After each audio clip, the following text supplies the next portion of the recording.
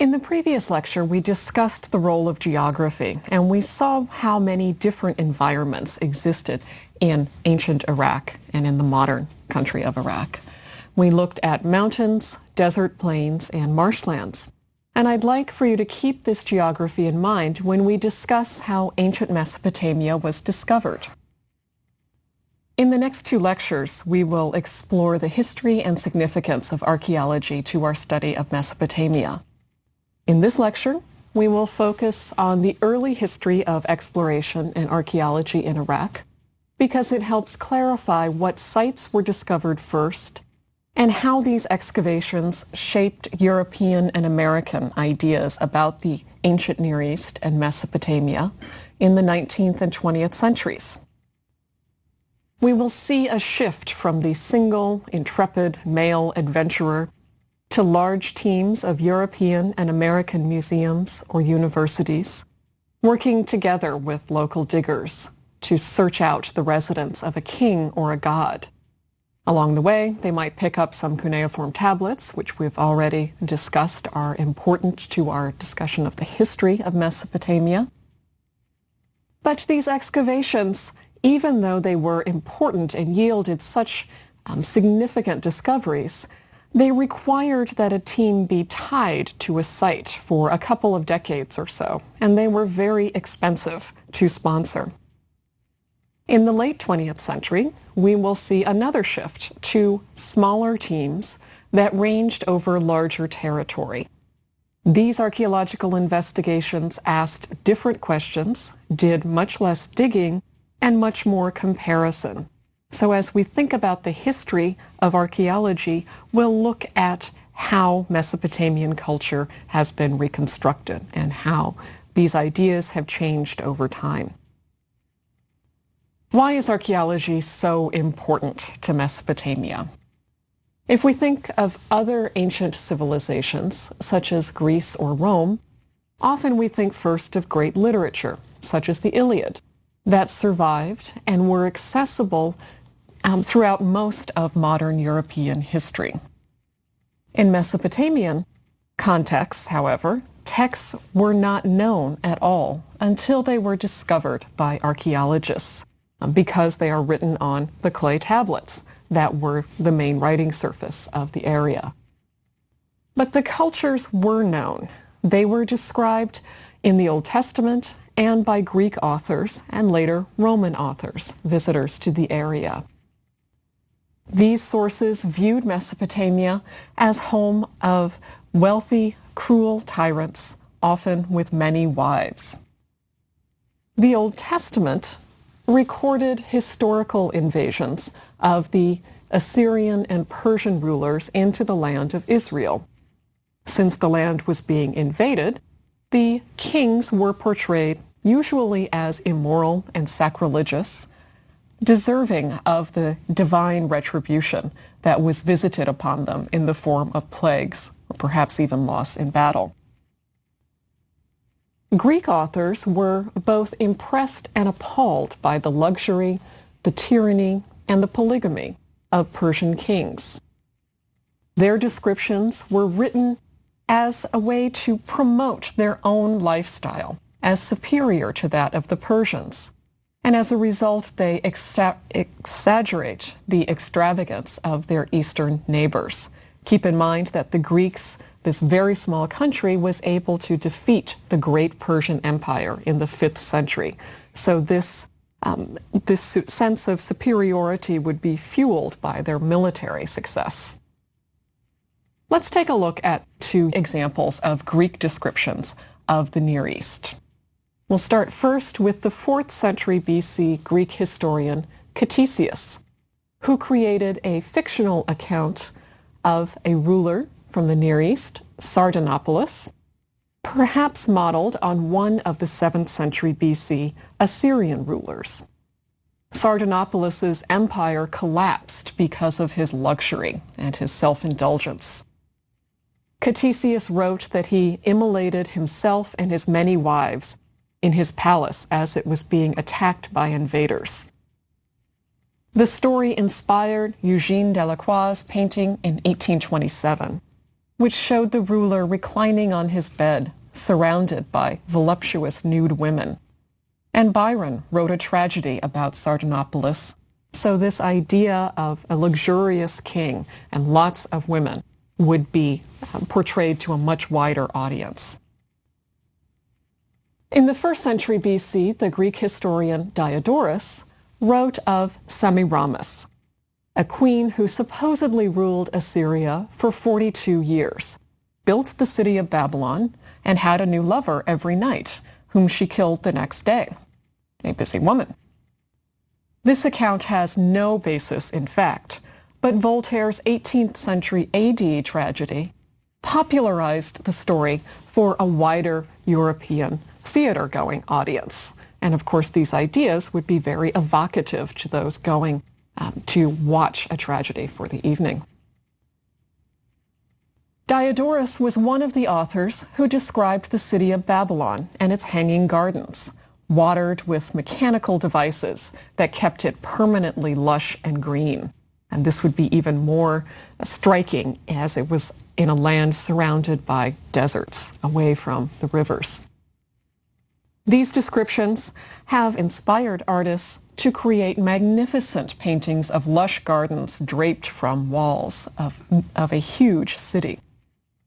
No archaeological evidence for the gardens has been discovered, and it is possible that the entire concept derived from a misunderstanding or miscommunication between cultures.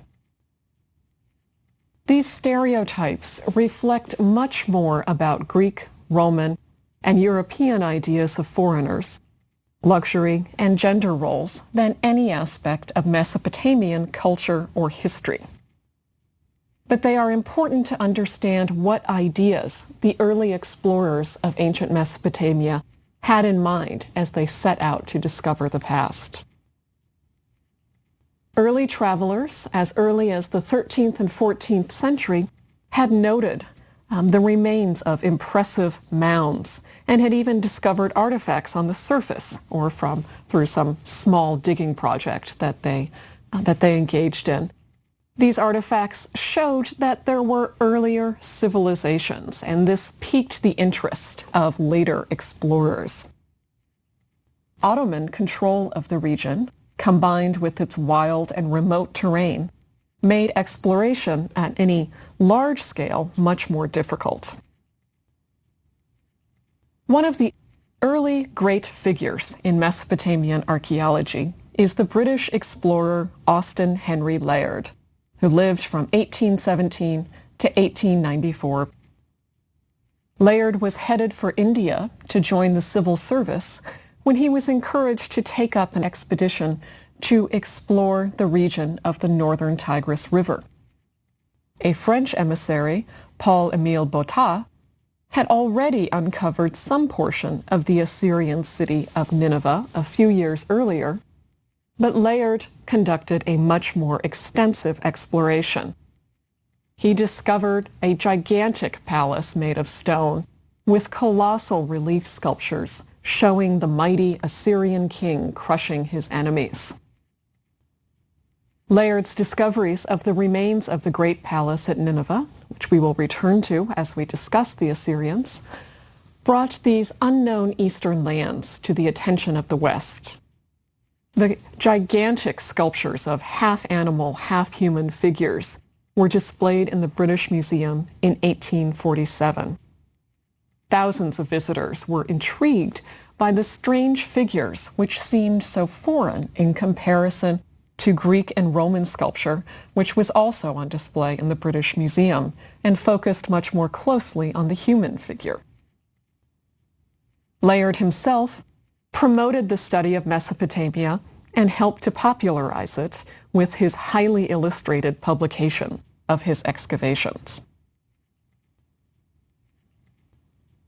The language of these lost cultures was deciphered at about this same time.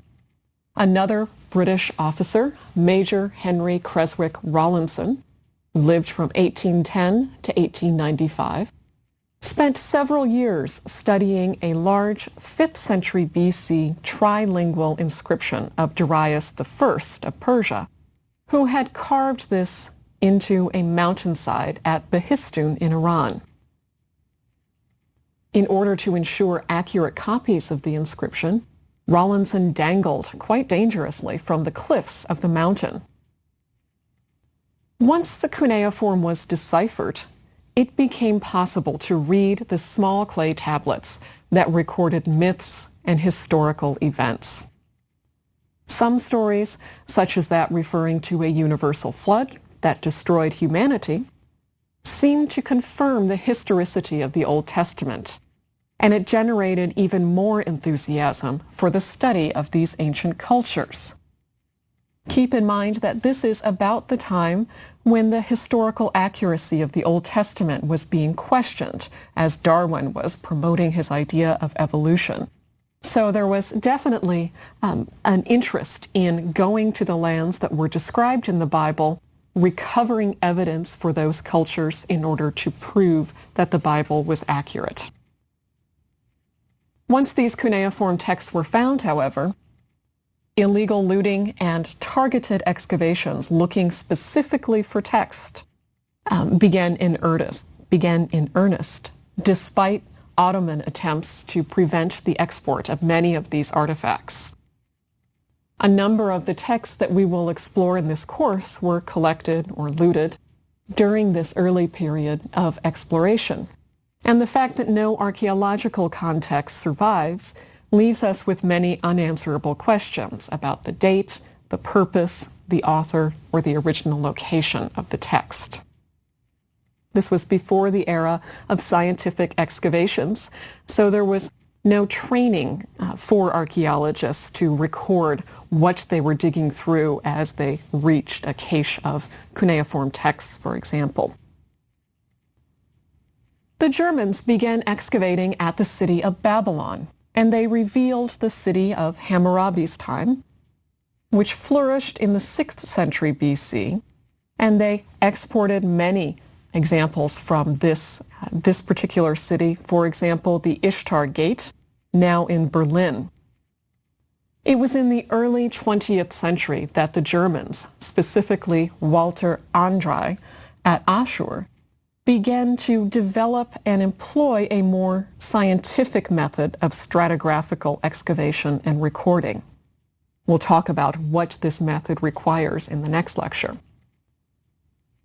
Andrei's method set a new standard for archaeological fieldwork, especially on mud brick construction. And again, we'll come to this in more detail next time.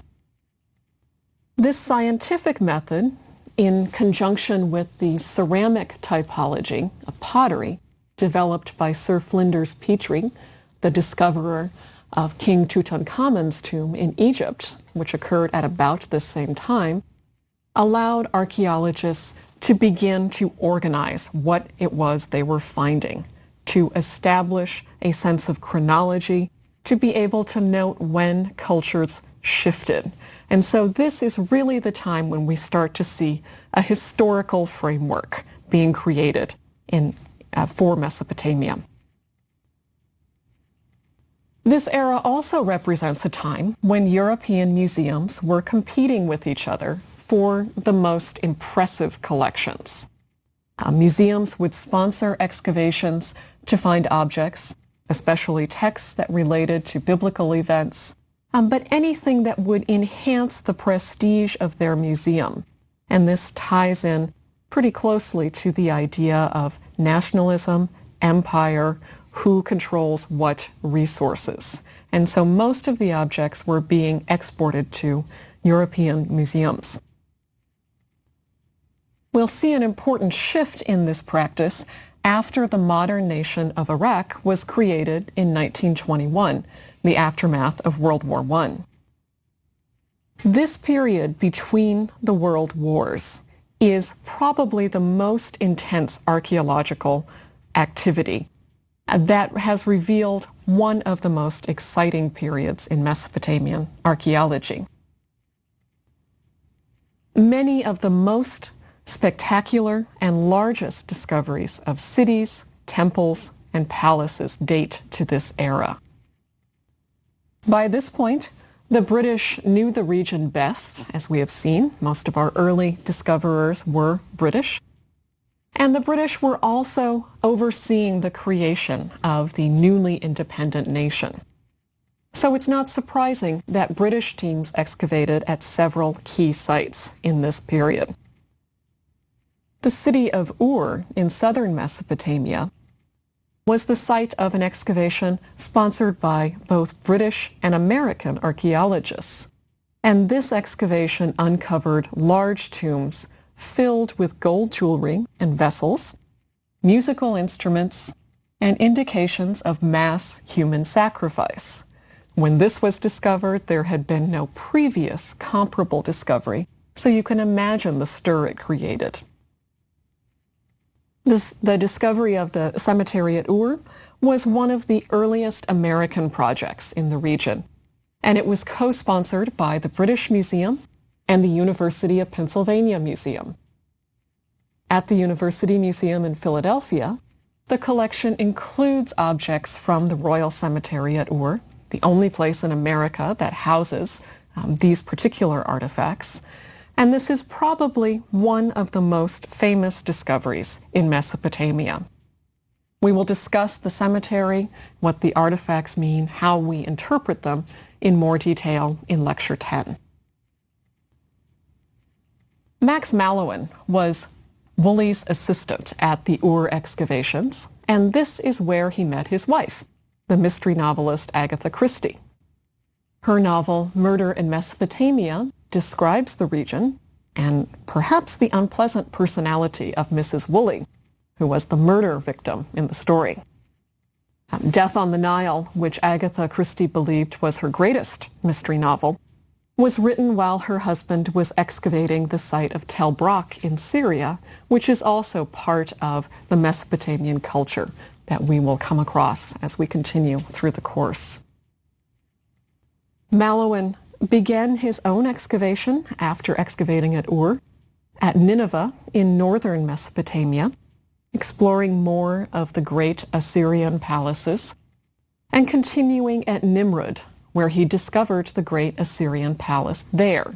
And so you can see that the Assyrians were especially intriguing, in part because the palaces produced such elaborate and ornate sculpture that could be put on display in museums throughout the world.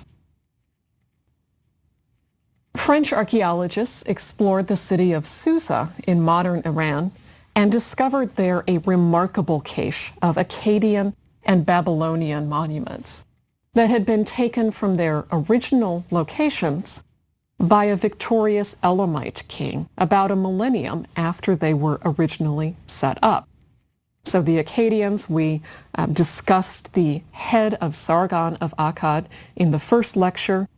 These monuments had been put in place. Remember, I discussed the fact that the eyes had been gouged out and in antiquity, so it may well have happened in this particular raid. Some of the other monuments found at Susa and brought back to that region include a copy of the Law Code of Hammurabi and statues of the king of Lagash, Gudea. And these are now displayed in the Louvre. Gertrude Bell, a British traveler and writer whose interest in ancient Mesopotamia was piqued by visiting the British Museum, where she saw the monuments that had been excavated by Layard, is an important figure in the early history of Iraqi archaeology.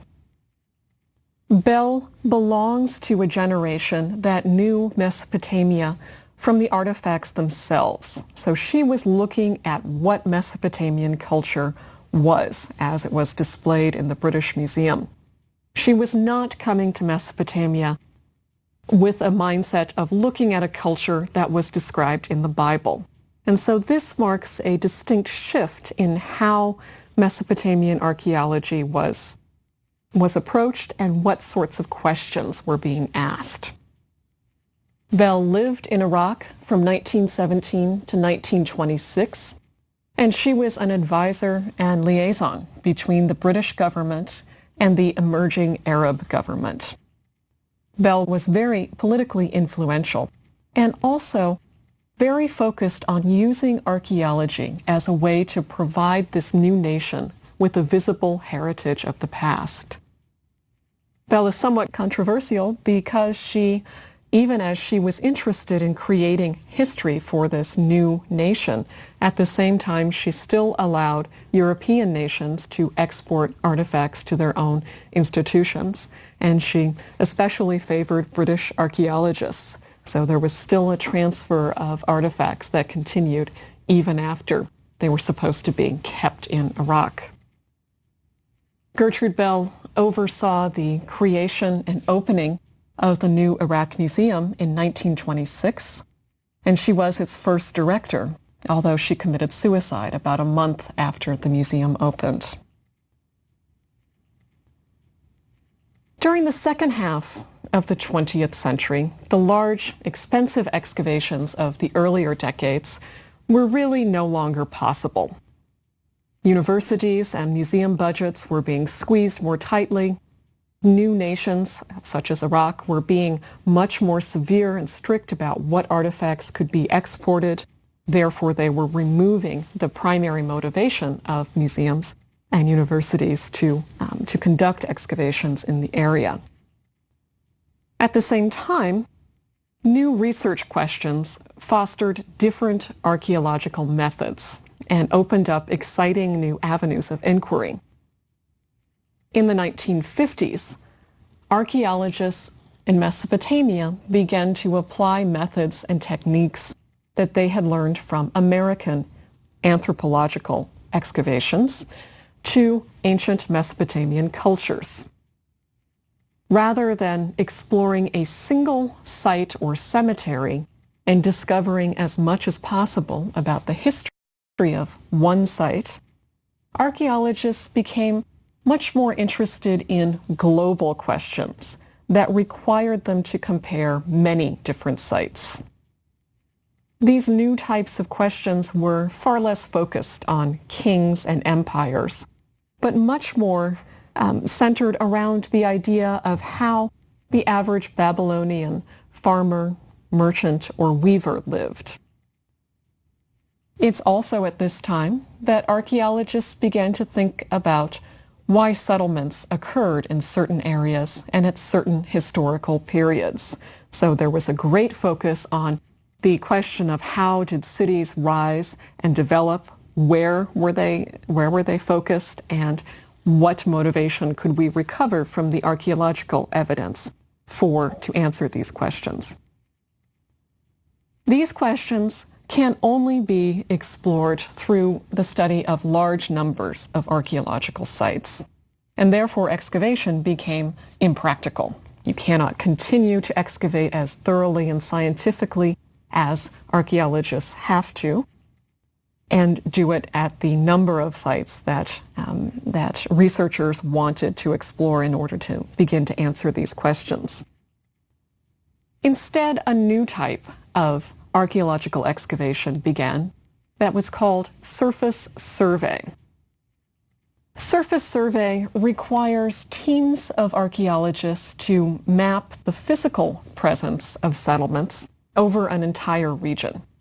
And this was applied in Iraq and nearby countries to try and mark evidence where people lived, what general size these settlements were, what their connection was to other settlements, and basically to try and gain a much better understanding of the spread of population throughout Mesopotamia.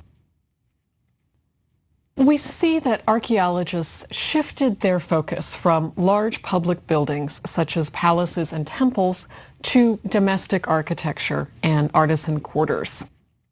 One of the reasons for this change is that the objects that were found in the temples and palaces helped fill museums and universities that were funding the excavations.